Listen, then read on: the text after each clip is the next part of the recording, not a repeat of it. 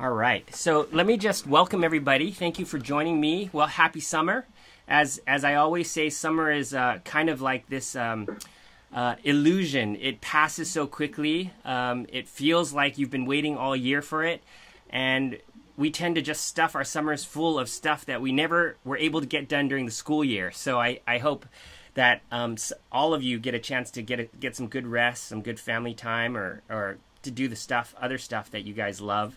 For us at PhysioU, we are full force in building. I think we started at least 3 or 4 different apps this summer, and we're tying up loose ends for another 3 or 4 apps that I hope to be able to give you a glimpse on how to do this.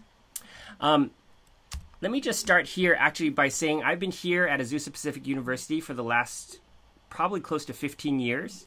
So I've been watching and learning about what works and what doesn't work. And I'm going to share a little bit of data behind that, which has driven why we continue to build these things. This is a new generation of students that we are working with. And they have, rightfully so, a demand for new learning tools. And here at the university also, I'm a teaching and learning fellow. So I've had a chance to spend a good amount of time learning from the teachers of teachers, which is never something that we usually get. You know, we spend our time cutting our teeth learning to become clinical specialists. So, so I hope that all of this connects in some way to each of you. All right, so how do you build apps? Well, let me just say, I consider this a chance for you and I to connect, to share, and also for me to pass on some thoughts about how to go about doing this. I think there's a lot of interest there. I want to take a few slides to talk about the shift from desktop to mobile usage in the consumer. Okay, so the consumer base, which is our target population, is changing.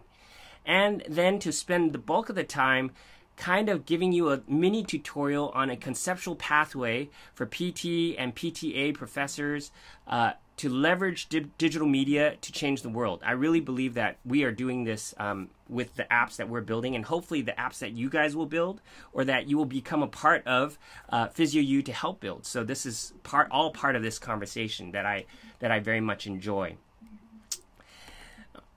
Okay, so if you look at this slide here, you'll see that this artist, Viennard, said this is what he envisions the year 2000 to look like.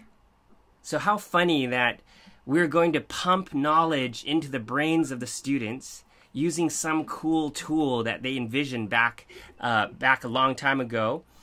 He's a French artist. And today, what you see is that sometime in around mid-2013, 2014 time period, desktop usage was no longer the primary way that people accessed information or accessed media. You can see here for a long time, for sure, desktop was the leader. But here you notice that now mobile has taken over. You also see, so let me get this out of the way, you also see that 51% of the time is spent on mobile devices. So time spent per day on mobile devices. So more and more time is being more and more things are being delivered, and people are spending more time where that knowledge or where that content is. Give me 1 second. Let me just close something so that we don't get disturbed by it. Okay. Now, also, how much time are consumers spending on their smartphones? If you look at this data from August 2016, you'll see that 87 hours per month. And we have some student-specific data that I'll share with you in a second. When does the consumer use their devices? You can think about when you tend to use your devices. Typically when I first wake up and after work, right? So, and then when I'm at work, I'm usually on my laptop or my desktop, my relatively non-mobile devices.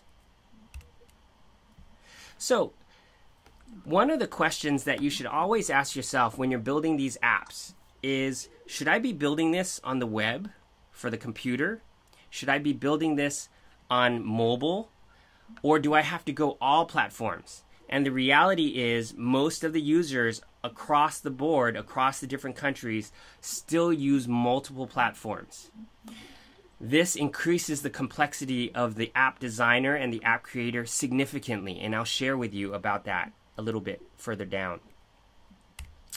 So why build an app versus web? Well, most of the time, people are using and accessing data through mobile apps, generally because they're slicker, they're more dependable. Now, the browser version is catching up, I would say, and our students actually tend to use their laptops quite a bit. So this is kind of skewed directly towards the consumer, but when you look at the student population, I can tell you that my first set of apps were built only on Apple, iOS. And the students, once you build one thing, the students start asking for something else, right? It's this never-ending need from the students. So they said, hey, we use our laptops all the time. Can we access that on the laptops? Well, the bottom line is when you build something for iOS apps, they are not functional on the laptops.